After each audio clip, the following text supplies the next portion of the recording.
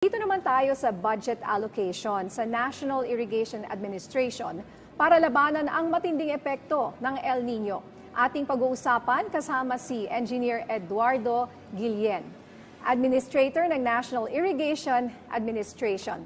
Engineer Guillen, may kababayan na Imbaga Malem. Welcome to Bagong Pilipinas ngayon. Imbaga Malem, ma'am. Maganda nga po sa atin lahat.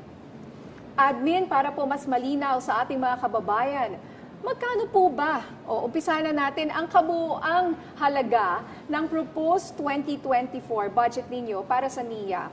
At gaano po kalaki ang tinapyas na halaga mula dito?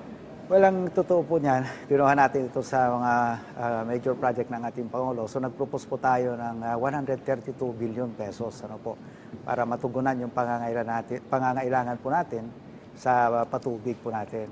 Ang na-approve po ng DBM sa budget po natin is 41 billion. So around 90 billion plus po ang natanggal sa ating proposal. Okay. Ano naman po sir ang inyong reaksyon sa pagkakaloob ng Kongreso ng additional 40 billion pesos para sa inyong mga proyekto? Bago ko sagutin nyo, mabigyan ko lang kayo ng konting background. Of course, ang number one po sa 8-point socio-economic agenda ng ating Pangulo is yung food security.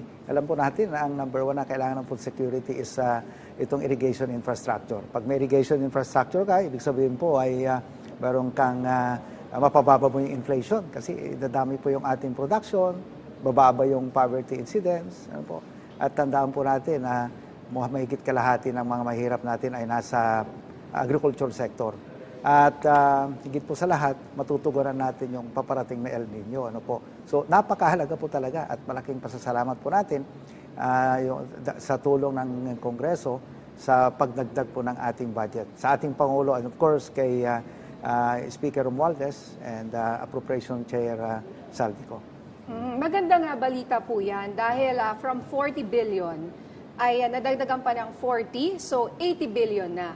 Yes po, malaking bagay po talaga. Malaking bagay na rin yun. Pero ang original na hinihingi nyo is 132 billion. May pag-asa pa ba na makuha yung original na hinihingi nyo, sir, o tapos na? Well, ang maganda naman po ay meron itong convergence effort na sinulong ng ating Pangulo para yung iba't ibang government agencies pa ay makakatulong sa pangangailangan ng NIA sa irigasyon, katulad ng DPWH, yung kanilang flood control projects ay pwede lang itap ng NIA. So meron po kaming convergence with DPWH. So yung kakulangan po ay matutugunan nila. Yeah, so ang maganda pag natulungan po natin ang National Irrigation Administration na pinamumunuan nga po ninyo, ay meron kayong convergence, hindi lang sa ating mga food security ang matutulungan, kundi yung pagbaha sa Metro Manila. Just to give them context, sir, baka kasi, bilyon-bilyon, bakit kulang, ganito, ganyan. Galing ako sa probinsya at lumaki ako sa di ba, napapaligiran tayo ng agrikultura. Alam natin kung gaano ka-importante ang tubig sa ating mga magsasaka para yung life blood natin . Ngayon, so yung 40 billion parang ang konti . Kumpara po, for example lang po sa DPWH, magkano ba ang kanilang budget? I think for estimate for flood control alone, for flood control alone is 280 billion.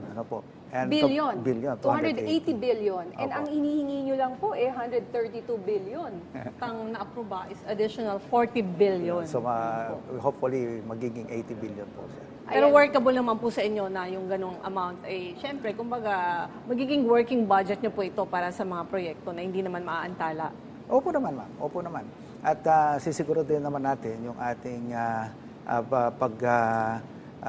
yung absorptive capacity po natin ay matutugunan naman po natin. Yan po kasi yung mga project na ipinupos po namin ay yung tawag nga po nila yung mga shovel ready. So for implementation po talaga. Okay. So pag-usapan po natin ang inyong mga proyekto. Maaari niyo po ba kaming bigyan ng ilan sa mga priority projects ng NIA na makakatulong po sa food security at agricultural productivity sa bansa? Well, una nga po yung ating convergence project with DPWS, itong ating irrigation infra, siyempre number one po ito. Pero mahalaga rin po yung aming convergence project with effort with Department of Agriculture.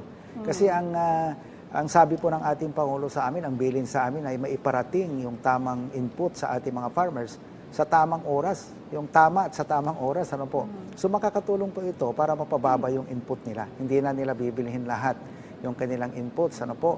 And of course, sabi ko nga sa DA, yung ating irrigation, sa NIA kasi siyempre irrigated na. Sabi ko, ibigay muna sa atin, lalo na dito sa dry season, yung mga high-yielding variety para madoble namin kaagad yung yield o yung output ng atin pong production po ng bigas. Okay, so oo nga po, no? Talagang tinan mo nga naman, bigas pa rin po mauuwi sa usapan ng bigas at sa posibleng intensification naman po ng El Nino sa bansa. Ano po ang mga proyekto ng NIA para maibsan ang matinding epekto po nito sa ating irigasyon? Una po sa infra, itong additional budget po sa atin ay i-concentrate po natin ito doon sa solar pump irrigation projects. Yung may fertigation na po. Para kasi madali mong i-install ito within a month to 2 months to 3 months. Tapos na po yung isang system. Ano po? And of course, meron po kami mga sistema sa NIA. Tulad ng alternate wetting and drying system po natin. At makakatipid po tayo ng around 30% sa patubig dito. Ano po? And marami pa po kami mga projects po sa NIA na ginagawa po ngayon para maturuan yung ating mga farmers sa pagtitipid at yung paggamit ng variety, ng rice variety na tamang-tama po pang El Nino. Sir, kumusta naman po ang inyong ginagawang master plan na makatutulong sa economic program ng administrasyon? Well, yung ating National Irrigation Master Plan po ay sinusundan po natin at dinadagdagan po natin ang detalye kasi may napansin po kami mga kulang na detalye ng NMIP. At ito po ay malaking tulong din na guide natin po para magkaroon po tayo ng food security. Sir, may tanong po mula kay Tuesday New ng DZBB. Bakit daw po ibinaba ng DBM sa 41 billion pesos lang ang budget ninyo at anong mga proyekto sana ang paglalaanan ng budget na ito doon sa originally proposed na 132 billion? Sabi kasi ng DBM, siyempre noong nakaraan, mga 40 billion lang ang budget ng NIA. So, dapat ang increment ay konti lang, sabi nila. Pero sabi namin, yung pronouncement ng ating Pangulo na yung food security, ito po yung number 1 sabi namin, hindi ka makakapagtanim ng walang tubig. Pwede ka magtanim ng walang lupa dahil sa hydroponics. Pero yung tubig po talaga ang number 1. So, at ang maganda po sa mga propose namin, na paglalaanan sana ng 132 billion, ito yung mga multipurpose dams. So, ibig sabihin po nito, yung mga high dams. So, may makakatulong po siya sa irigasyon, sa power generation, flood control project. Nakita niyo naman po yung ginawa ng ating dating Pangulong Ferdinand Marcos na 2 malalaking dam, itong Magat at Pantabangan Dam. Hanggang ngayon, pinapakinabangan pa po natin. So, hindi lang yun. Magagamit din natin sana ito sa bulk water, yung ating domestic water use. Sa aquaculture, sa tourism. Napakalaki po ang pakinabang ng aming mga proposed projects. So sa ngayon po, sir, ano na po ang update sa irrigation projects ng NIA at alin po sa mga ito ang tapos na at pwede na pong mapakinabangan? Well, ulitin ko, unfortunately, ang talagang malaking dams lamang ng NIA ay itong mga lumang dams na ginawa pa ng ating dating Pangulong Ferdinand Marcos Sr., yung Magat at saka yung Pantabangan Dam. Magat sa Isabela at Pantabangan dito po sa Central Luzon. At meron tayong ginagawa ngayon na dam na malaki din dito sa may Halaor. Yung Halaor Dam natin ay malaki rin po ang mapapakinabangan natin doon. And lahat na po ay itong mga diversion dams na lamang. So, yun po yung ating mga projects po ngayon. At again, kailangan natin talaga ng isang dramatic increase ng budget para po makakahabol po tayo. At saka political will po, sir, para madagdagan, biruin nyo yung Magat, Pantabangan noong pangpanahon ng ama ng ating presidente. At hanggang ngayon napapakinabangan. So sana po, itong Halaor Dam, kailan po ito matatapos? Well, yung high dam po natin matatapos na itong by December of this year. By December, okay. And sana may bagong projects in the near future na paari pong mapagkunan niyo itong inyong 80 billion budget. Yes, ma'am. Itong bibigay po na budget sa atin ay sisimulan po natin yung ating, meron tayong mga proposed projects na malalaki po, Luzon, Visayas, and Mindanao, at sisiguraduhin po namin na itong idadagdag sa ating budget ay makakapagsimula po tayo ng mga high dams ulit. Sir, may follow-up question lang po ako. Kasi meron po tayo, o marami dito sa Pilipinas, ang yung mga agricultural lands ay kino-convert na into subdivisions or kahit nagpapatayo na ng building. So, sinasabi nila na ito po yung nagiging dahilan ng pagbaha. Hindi lang dito sa malapit sa Metro Manila, kundi sa mga probinsya talaga na dating taniman, naging subdivision. So, doon sa paligid niyan ay binabaha na. Well, ma'am, ang totoo niyan, napakasimple ng logic po ng baha. Sabi nga po nila, anything that you cannot control, you cannot manage. So, the best flood control project really is water management. So, ito po yung mga high dams natin. Tingnan niyo po yung dams ditong, 3 dam na magkakasunod. Itong Angat, high dam po yan. Itong Ipo, mas maliit na dam. Yung Bustos dam natin, sa baba nila, hindi ho makakontay ng tubig yun. So, actually, ang kailangan po natin is more reservoir type dam sana para makontrol natin yung tubig. May tanong po tayo mula kay Tuesday New na makakaapekto po ba sa mga proyektong itong malaking budget cut nyo? Hindi na po ba matutuloy ang mga flood control projects, sir? Well, gusto ko lang po liwanagin, ang flood control projects po ay hindi po mandato ng National Irrigation yan. Ano po? Mandato po yan ng DPWH. Ang sinasabi lamang po namin, yung aming mga projects po ng mga high dams ay multipurpose projects siya. At logically, ito po ang isang magandang proyekto para makontrol sana natin ang flood control. Ano po? Yung budget naman po na ibinigay sa atin ay tinitignan naman po natin kung ano po yung prioridad doon at yun po yung uunahin natin. Siyempre, pagkakasahin lamang po natin yung budget natin doon sa mga projects na allocated po doon sa budget po natin. Talaga po, suportado namin kayo, sir, sa inyong, alam niyo, masipag si engineer. Engineer din po siya at dating mayor sa Pidig, Ilocos Norte, no? Well, sir, talagang dams ang sagot, sinasabi niyo, because it can catch water.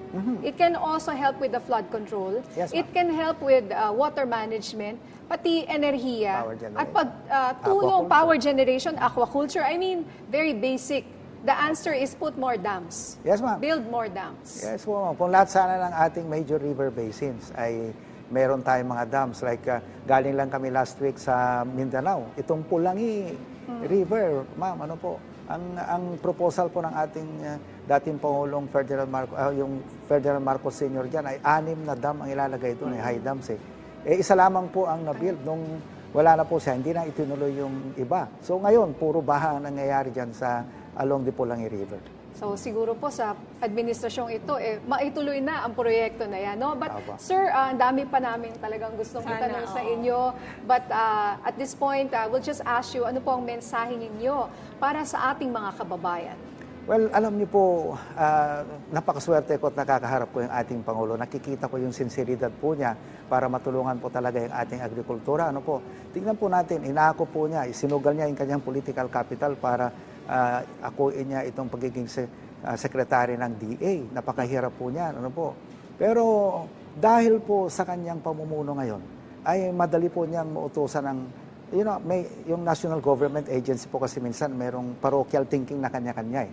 Pero dahil siya po ang nandyan ngayon, napakadali niyang utusan itong mga ito na, hey, magtulong-tulong kayo paradigm shift tayo, sabi niya kay Public Works So, sumusunod po lahat. So, sana po, ang nakikita ko, sana pagtiyagahan pa ng ating Pangulo yung secretary ng DA para po talagang ito pong ating food security ay masolve po natin. Maraming salamat po sa inyong oras, Engineer Eduardo Guillen, ang Administrator ng National Irrigation Administration.